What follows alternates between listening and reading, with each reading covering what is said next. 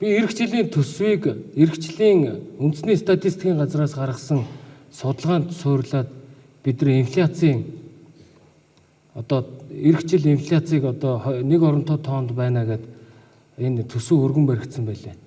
Энтэй уялдуулаад жил болгон энэ юугаа уялдуулж явъя. Тарифыг өсгөж явъя. Гол нь та хэдээс би үр дүн гүйцэтгэл нэг тийм чих халууцуулахгүй байх юм бодооч. Тэнд мөстөө байсан ч миний буруу. Тэнд цас оорсон байсан ч миний буруу болж байгаа шүү дээ. Яг тэгвэл манай нөгөө сөрөг хүчинд чи ажил хийж байгаа хүнтэй л одоо ноцолдчихэж өөрсдийнхөө одоо рейтингийг өсгөх нь намайг харлуулвал муу байлгавал 28 онд ялна гэдэг нэг юм өчүүхэн бодолтой байж байна. Дээр нь би бас энэ ядцсан улс төр хийж байгаа хүмүүст бас нэг зүйл хэлмээр байгаа. Шүн ороогүй явдаг энэ түүхийн ажилчдыг битээ хөгийн улс төртөө хутгаарай. Хоёр нарны хооронд өдөр шөнөгүй ажиллаж байгаа. Цас ороход өдөр шөнөгүй ажилдаг. Бороо тийм ээ байгалийн гам шиг бүх юм тохиолдсон үед энэ хүмүүс ажилдаг.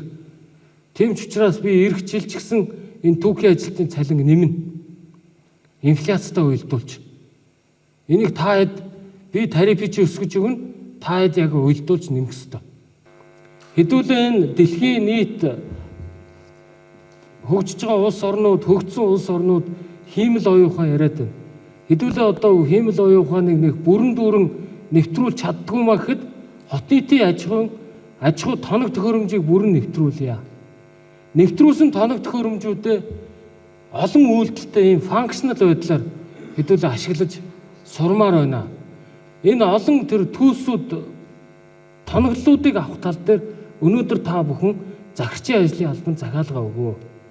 Тэгээ бид нар та бүхэнд одоо лизингээр түрээсээр энэ зүйлүүдийг худалдаж авч өгье.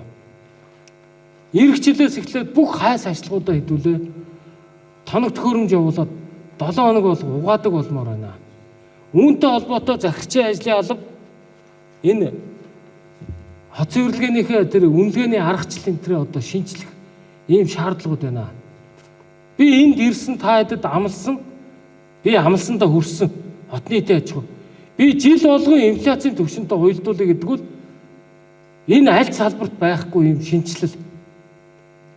Тэгээ би та нарын хүссэн техникүүдийг лизингээр авч өгье. Яг эцсийн хэрэглэгч үйлдвэрлэгчээс нь авч өгье. Дунд нь ийм нэг шахааны нэг ийм хөгийн тоног төхөөрөмжүүдийг хэдүүлээ авахгүй бай.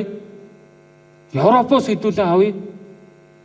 Скандинавын хоогийн хүүтний улиралд хэрэгэлдэг тоног төхөөрөмжүүдийг цаашид авъя.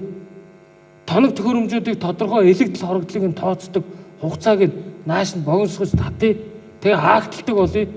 Магадгүй хаагдталсныг хөдөө аймагуудад хэдүүлээ хямдруулаад өгдөг энэ зарчим руу явъя л гэж байна.